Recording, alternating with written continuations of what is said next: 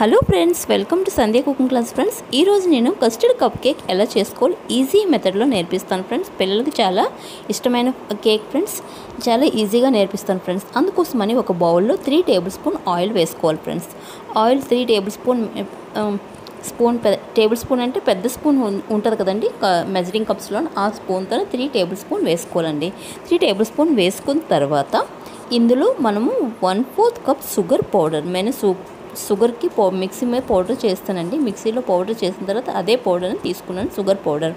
1/4 cup sugar powder వేసిన తర్వాత ఈ రెండింటికి బాగా కలపండి. బాగా కలిసిపోయిన తర్వాత చూడండి ఎంత చక్కగా రెండు కలిసిపోయిన తర్వాత ఇందులో 3/4 కప్ మైదా తీసుకున్నానండి. 3/4 కప్ మైదా వేసిన తర్వాత 3 టేబుల్ స్పూన్ కస్టర్డ్ పౌడర్ వస్తుందండి. కస్టర్డ్ పౌడర్ వేసుకొని 3 టేబుల్ స్పూన్, పెద్ద స్పూన్ చూపించాను కదండి, దాంతోనే 3 టేబుల్ స్పూన్ కస్టర్డ్ పౌడర్ వేసుకున్నానండి. 3 టేబుల్ స్పూన్ కస్టర్డ్ పౌడర్ వేసుకున్న తర్వాత అందులో వేసి బాగా కలపండి.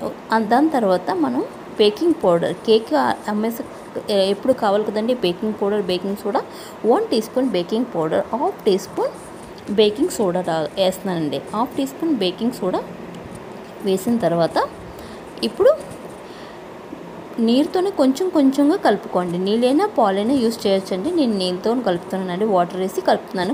ఒకసారిగా వాటర్ వేయకుండా కొంచెంగా వేసుకొని వాటర్ మంచి స్మూత్ బ్యాటర్ రెడీ చేసుకోవాలి ఫ్రెండ్స్. చూడండి కొంచెంగా వేస్తున్నాను నేను. వేసి మన బ్యాటర్ రెడీ అయిపోయింది. చూడండి ఎంత చక్కగా రెడీ అయిపోయిందో. ఇప్పుడు ఇందులోనేమో నేను వెనిలా ఎసెన్స్ వేస్తున్నానండి. 1/2 టీ స్పూన్ వెనిలా ఎసెన్స్ వేస్తున్నాను. వెనిలా ఎసెన్స్ వేసి బాగా కలపండి. కలిపిన తర్వాత చూడండి బాగా కలిపిన తర్వాత చూడండి రెడీ అయిపోయిందండి మన బ్యాటరు. ఇప్పుడు ఇలా ఫ్లోయింగ్ కన్సిస్టెన్సీలో ఉండాలండి మన బ్యాటర్. అలా పడుతుంటే స్పాచులాస్ బాగా కలిపి చూడండి అలా పడుతుండాలండి. ఇలా చేస్తే అలా పడుతూ స్మూత్గా ఎంత చక్కగా పడుతుంది చూడండి. అలా అయితే మన బ్యాటర్ రెడీ అయిపోయినట్టండి. ఇప్పుడు లాస్ట్లో నేను వెనిగర్ తీసుకున్నానండి. వెనిగర్ తీసుకొని 1 టీ స్పూన్ వెనిగర్ వేస్తున్నానండి. మీ దగ్గర వెనిగర్ లేకపోతే లెమన్ జ్యూస్ అయినా 1 టీ స్పూన్ వేయొచ్చండి.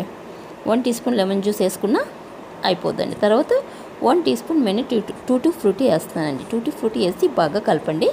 బాగా కలిపిన తర్వాత మనం మౌల్డ్లోనే ఇది బ్యాటర్కు వేసుకుందామండి. మౌల్డ్ రెడీ చేసుకున్న ఆయిల్స్ని బాగా గ్రీస్ చేసుకున్నానండి. ఆయిల్తోనే గ్రీస్ చేసుకున్న తర్వాత ఈ బ్యాటర్ ఇందులో వేస్తున్నానండి. చూడండి పూర్తిగా వేయకండి, సగం కంటే కొంచెం 1/3 పార్ట్ మాత్రం వేయండి. వేసిన తర్వాత నేను పైనుంచి టూటీ ఫ్రూటీలు వేస్తున్నానండి. టూటీ ఫ్రూటీ వేసిన తర్వాత వేసి రెడీ చేద్దామండి. ఈలోపు నేను OTG 180 degree per 10 minutes preheat కోసం పెట్టానండి. ప్రీహీట్ అయిపోయిందండి. 10 మినిట్స్ ప్రీహీట్ అయిపోయిన తర్వాత మనం దీన్ని పెడదామండి. బేకింగ్ చేయడానికి పెట్టాలండి. ఇందులో ఓటీజీలో 180 డిగ్రీ 2 రాడ్లు ఆన్ అండి. 20 మినిట్స్ కోసం బేకింగ్ చేస్తాను. 20 మినిట్స్ అయిపోతే మన కేక్ రెడీ అయిపోతుంది. చూడండి 20 మినిట్స్ టైమర్ సెట్ చేస్తానండి. 20 మినిట్స్ అయిపోయిందండి. మన కేక్ చూడండి ఎంత బాగా రెడీ అయిపోయిందో, బాగా పొంగి. ఇప్పుడు నేను చూపిస్తాను చూడండి మన కేక్ ఎంత బాగా రెడీ అయిపోయింది. ఇది బేక్ అయిందో లేదో టెస్ట్ చేయడం కోసం ఏదైనా టూత్పిక్ కానీ నైఫ్ కానీ ఏదైనా పెట్టి అందులో ప్రెస్ చేసి చూడండి.